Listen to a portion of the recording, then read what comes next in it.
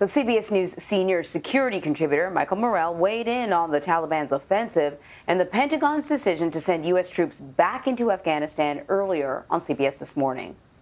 What I think we have to do going forward is we have to figure out a way to collect intelligence without an embassy, to collect intelligence on what al-Qaeda is doing in Afghanistan, to monitor their plans, their capabilities, and we have to figure out how the U.S. military, if those capabilities rebuild to the point of a threat to the homeland, how we're going to use the military to degrade those capabilities and not allow them to attack us again. So for more on this, let's bring in Weijia Jiang. She's with us from the White House to get the perspective from the White House. Weijia, have we heard anything from President Biden addressing the latest developments in Afghanistan? We have not, Anne-Marie. Actually, when we were learning the details about the evacuation of the U.S. Embassy in Kabul, we were inside the East Room with President Biden because he was delivering remarks on something totally separate, prescription drug care prices. But of course, you know, oftentimes when he makes speeches about different topics, he does take questions afterwards. Sometimes he takes questions from several reporters, but we were all shouting at him about Afghanistan, trying to get some clarity about the situation, and he did not engage. So he left the room without saying anything. But we should mention that just a few days prior to that, he answered questions and said that he had no regrets about his decision to withdraw U.S. troops by the end of this month, which of course is what led to all of the violence that we are seeing unfolding right now. You know, despite what we are seeing, I don't know that the president would say any different from what he said the last time we did hear him speak about this, which is that he has faith in the Afghan forces. The U.S. has provided resources and training to them, and he said now is the time for them to fight for themselves. And Weijia, in that discussion that we had with the former acting director of the CIA, Michael Morell, on CBS This Morning, he said something that I thought was fairly surprising. Tony asked him when he thought the United States should have pulled out of Afghanistan, and he said back in 2002. So that is where we are right now, where you have people from the national security apparatus who are suggesting that we have been in Afghanistan way too long, and yet, Mike, I should point out, stress that he does not believe that President Biden should revise his decision to move the troops or to pull our troops out of Afghanistan today. So the question now becomes, how are Republicans and Democrats on the Hill reacting? Well, Republicans have been pouncing since yesterday, even before that, saying that this is a grave mistake. And we have heard several different reactions on Twitter. Wyoming Congresswoman Liz Cheney tweeted some very blunt words for the president, saying America's enemies now know that the slogan "ending endless war" actually means unconditional surrender. And South Carolina Senator Lindsey Graham said all of this is a result of President Biden believing he knows more than his military advisors when it comes to Afghanistan. The worst has yet to come. Of course, this is just two lawmakers out of several that are really voicing their opposition to the president's decision to withdraw troops.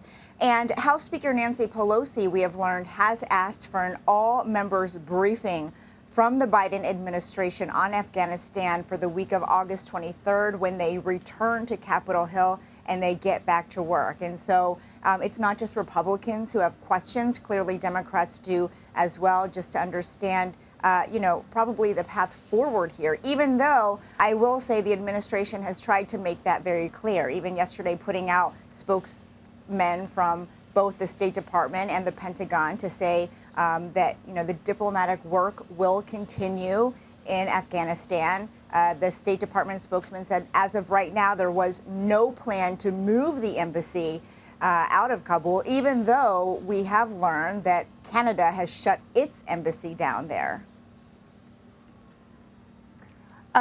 You know, the thing about this landscape, and we talked about this earlier, is that it's changing quite rapidly. And I was actually just sort of looking very quickly to see what the position of some Republicans were when this concept was first introduced, the drawdown, which was during the last administration. And even then, I see that Mitch McConnell expressed concern about removing troops. You know, perhaps, Vlad, it's a situation where if we didn't get out, you know, we're talking about Mike Morell, if we didn't get out in 2002, now it's just even worse, or a more problematic decision to get out, or more difficult to remove ourselves.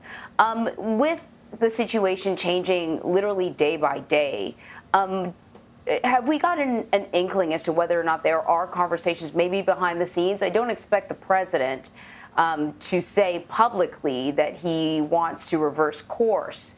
But you never know about conversations between the Pentagon and the State Department that may be indicating perhaps not a reversal of course, but a tweaking of the plan. So far, we do not have any reporting that indicates that, not only here, but of course our colleagues at the State Department and the Pentagon, we have not heard that yet. And that's because I think from day one, President Biden has made very clear that this was his decision all along, because his argument is that if we don't get out, we will never get out. So you either have to do it or not do it, because there's never going to be an ideal time. There's never going to be a time, in his view, where the Taliban is going to agree to conditions and be a negotiator in good faith. And so the president said that it is time to leave. And it's not like these images come as a surprise, I think, to the administration. In fact, the U.S. intelligence community assessed that it was only going to be a matter of time, whether it was going to be 6 months or 2 years, to describe when Kabul would eventually fall.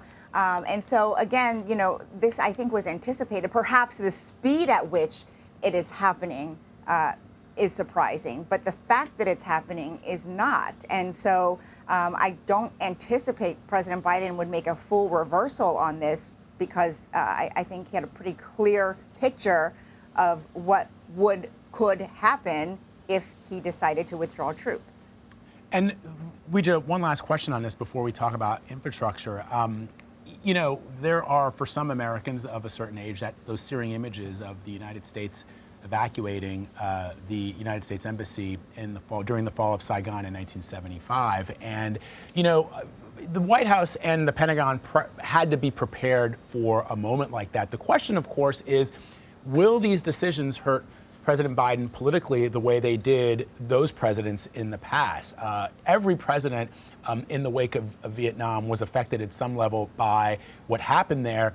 And it strikes me that perhaps, even though there are some Republicans, Anne-Marie, that are sort of, belly aching about this and grumbling about what is not only a crisis for the Afghan soldiers who have stood by our side, but also the folks who are innocent civilians, the humanitarian crisis that's looming. Mm-hmm. But it does strike me that although people will go on the record and say they're not happy about it, no one's prepared to do anything. The president's not going to change his plans, and Republicans are probably not going to do a whole lot more than just perhaps give sound bites to reporters.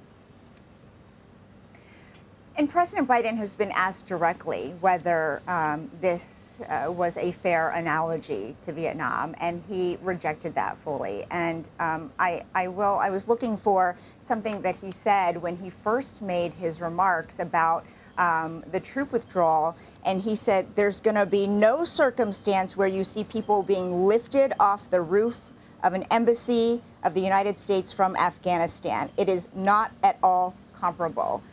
But when you see what's unfolding there, there is this urgency to remove staffers from the embassy in Kabul, which is exactly what the president said was not going to happen. And so I think there are a lot of questions that will remain. And to your point, Vlad, it might take some time to really understand what the consequences could be. Of course, critics are saying that, even though there might not be a threat to the homeland right now, which is what the president has said, the fear is that al-Qaeda will have a hub once again to grow and to strengthen, and that could ultimately hurt the U.S., even if it doesn't happen immediately. And so perhaps, it could in the future damage his legacy.